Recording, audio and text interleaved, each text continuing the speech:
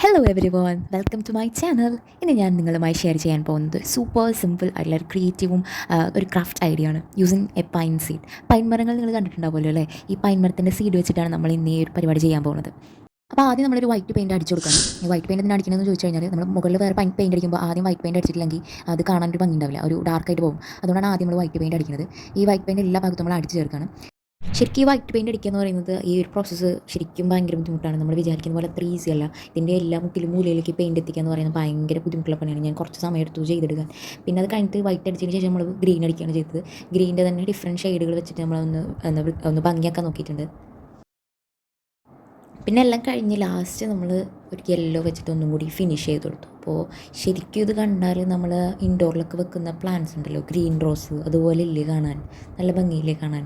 നിങ്ങൾക്ക് ഇഷ്ടപ്പെട്ടാൽ തീർച്ചയായും ലൈക്ക് ചെയ്യുക, ഷെയർ ചെയ്യുക, കമൻറ്റ് ചെയ്യുക ആൻഡ് സബ്സ്ക്രൈബ് ചെയ്യാൻ പറയണ്ടല്ലോ, മറക്കരുത് ട്ടാ.